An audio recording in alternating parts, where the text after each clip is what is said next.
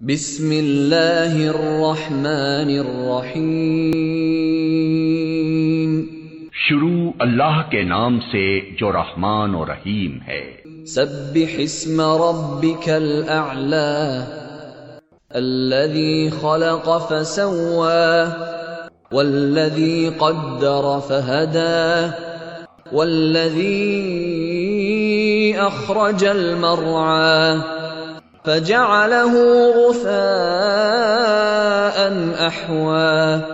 اے نبی، اپنے رب برتر کے نام کی تسبیح کرو، جس نے پیدا کیا اور تناسب قائم کیا، جس نے تقدیر بنائی پھر راہ دکھائی، جس نے نباتات اگائیں پھر ان کو سیاہ کوڑا کرکٹ بنا دیا۔ سنقرئک فلا تنسى إلا ما شاء الله إنه يعلم الجهر وما يخفى۔ ہم تمہیں پڑھوا دیں گے، پھر تم نہیں بھولو گے سوائے اس کے جو اللہ چاہے، وہ ظاہر کو بھی جانتا ہے اور جو کچھ پوشیدہ ہے اس کو بھی۔ وَنُيَسِّرُكَ لِلْيُسْرَى فَذَكِّرْ إِن نَّفَعَتِ الذِّكْرَى۔ اور ہم تمہیں آسان طریقے کی سہولت دیتے ہیں، لہذا تم نصیحت کرو اگر نصیحت نافع ہو۔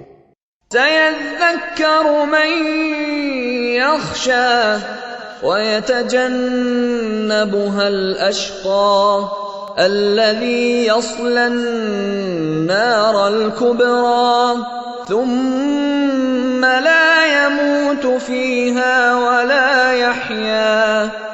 جو شخص ڈرتا ہے وہ نصیحت قبول کر لے گا، اور اس سے گریز کرے گا وہ انتہائی بدبخت جو بڑی آگ میں جائے گا، پھر نہ اس میں مرے گا نہ جیے گا۔ قد افلح من تزکا وذکر اسم ربه فصلى۔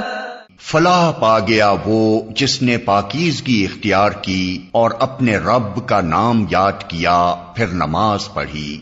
بل تؤثرون الحیاة الدنیا والآخرة خیر وأبقى ان هذا لفی الصحف الاولى صحف ابراہیم وموسیٰ۔